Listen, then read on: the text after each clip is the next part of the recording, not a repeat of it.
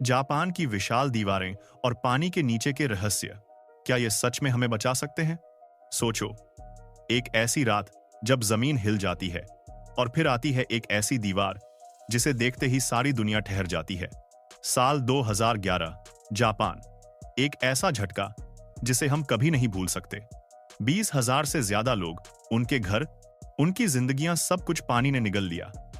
जब 50 फुट ऊंची सुनामी की लहर जापान से टकराई तो पूरी दुनिया शॉक में आ गई। लेकिन इस तबाही के बाद जापान ने कहा, बस अब और नहीं।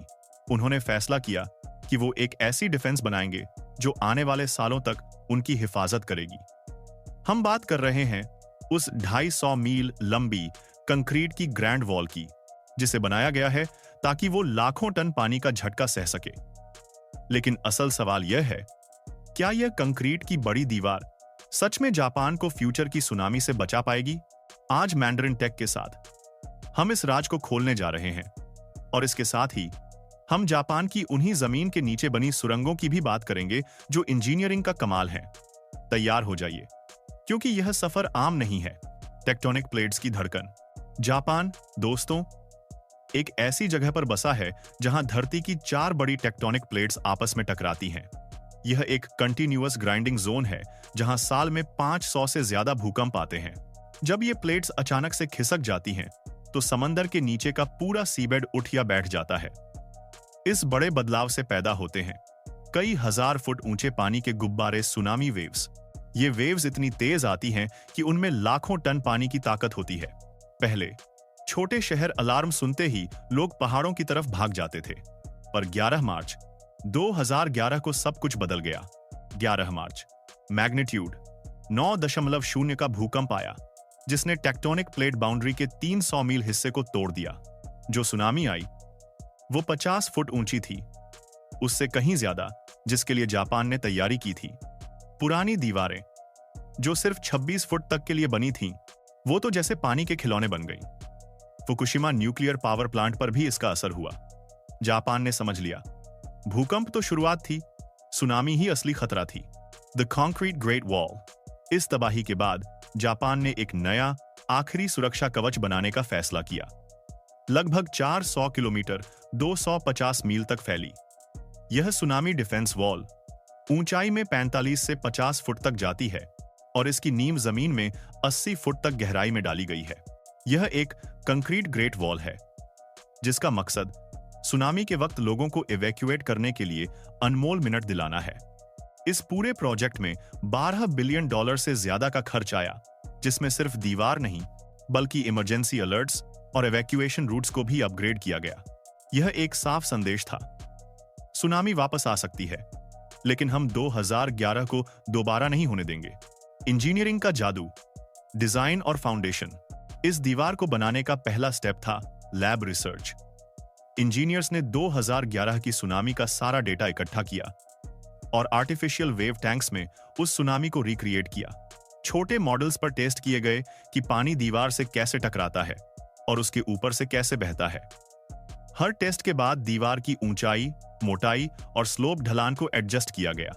फाउंडेशन को खास तौर पर गहरा बनाया गया ताकि जब पानी दीवार के ऊपर से गुजरे तो जमीन खिसक न जाए। फाइनल डिजाइन 14-15 मीटर ऊंची दीवार थी, जिसकी नींव 20-25 मीटर नीचे थी, और बेस एक वाइड ट्रेपेजॉइड शेप का था जिसके बीच में स्टील कोर था। Tohoku coastline. यह दीवार तोहोकू कोस्टलाइन, खासकर आओमोरी, इवाते, मियागी और फुकुशिमा प्रीफेक्चर्स में लगाई गई, जहां 2011 की सुनामी ने सबसे ज्यादा तबाही मचाई थी। सबसे पहले कंस्ट्रक्शन के लिए रास्ते, crane platform, concrete mixing station और ड्रेनेज सिस्टम बनाए गए ताकि बारिश में भी काम न रुके।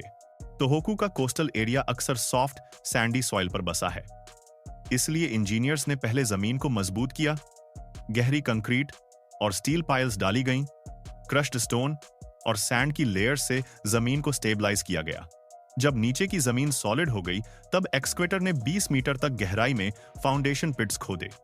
समंदर से पानी को बाहर रखने के लिए कॉफर डैम बनाए गए, और फिर नीचे कंक्रीट की बेस लेयर डाली गई, जिसके ऊपर स्टील रीइंफोर्समेंट केजेस रखे गए। हर सेक्शन को एक कंटिन्यूअस बैरियर बनाने के लिए केयरफुली कनेक्ट किया गया। वेव डिसिपेशन और स्पेशल फीचर्स। दीवार के समंदर की तरफ टेट्रापॉड्स, डोलॉस और ऐसे ही कई ब्लॉक्स लगाए गए। ये एनर्जी डिसिपेटिंग ब्लॉक्स थे जो सुनामी की ताकत को टकराने से पहले ही तोड़ देते थे।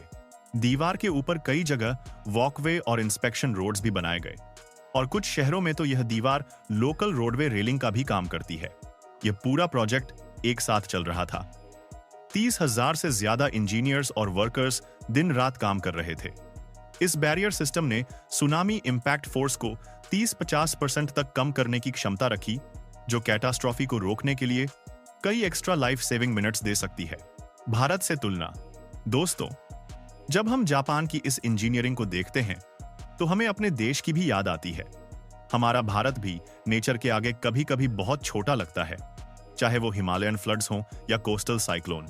मुंबई की कोस्टल प्रोटेक्शन, चेन्नई और विशाखापट्टनम में साइक्लोन के बाद की तैयारियां, ये सब दिखाता है कि हम भी सीख रहे हैं। इंडिया में कोस्टल इरोजन और एक्सट्रीम वेदर इवेंट्स एक बड़ा मुद्दा है। जापान का यह मेगा प्रोजेक्ट हमें सिखाता है कि जब एक नेशन ठान ले तो असंभव भी संभव हो जाता है। पोर्ट्स की हिफाजत, सुनामी गेट्स। बड़े पोर्ट सिटीज जैसे इवाकी में शिप्स की मूवमेंट जारी रखने के लिए स्पेशल सुनामी गेट्स बनाए गए। Top down tsunami gate, steel panel ऊपर से नीचे गिरकर हार्बर सील कर देता है। बॉटम अप राइजिंग गेट, समंदर के नीचे से हाइड्रोलिक सिस्टम द्वारा ऊपर उठकर बैरियर बनता है। ये कोरोजन रेसिस्टेंट स्टील से बने होते हैं ताकि सालों तक सुरक्षित रहें। समंदर के नीचे की दुनिया, अंडर वाटर टनल्स। जापान सिर्फ दीवारें नहीं बनाता, वो पानी के नीचे रास्ते भी बनाता है, अंडर वाटर टनल्स। सबसे ज्यादा इस्तेमाल होने वाली तकनीक है इमर्स्ड ट्यूब मेथड। इसमें विशाल कंक्रीट सेगमेंट्स जमीन पर बनाए जाते हैं और फिर समंदर में उतारे जाते हैं। रबर गैस्केट से जॉइंट सील किए जाते हैं ताकि पानी की एक बूंद भी अंदर ना आए। ऊपर से रेत और ग्रेवल डालकर टनल को स्टेबल किया जाता है। सेफ्टी और मेंटेनेंस, टनल्स में सैकड़ों सेंसर्स लगे होते हैं जो प्रेशर, टेम्परेचर और वाइब्रेशन को लगातार मॉनिटर करते हैं। जरा सा भी स्ट्रक्चरल खतरा दिखते ही कंट्रोल रूम अलर्ट हो जाता है। इसी एडवांस टेक्नोलॉजी और रेगुलर मेंटेनेंस की वजह से ये टनल्स दशकों तक सुरक्षित रहती हैं। निष्कर्ष तो दोस्तों, यह सिर्फ कंक्रीट और स्टील नहीं है, यह एक राष्ट्र की सोच है जो हर आपदा के बाद और मजबूत बनता है। क्या आपको लगता है कि यह दीवार काफी है या फिर भविष्य में हमें और क्या करना चाहिए? कमेंट्स में जरूर बताइए। अगर आपको यह एक्सप्लोरेशन पसंद आया तो चैनल को सब्सक्राइब करना न भूलें, क्योंकि ऐसी ही इनक्रेडिबल मेगा प्रोजेक्ट्स हम आपके लिए लाते रहेंगे।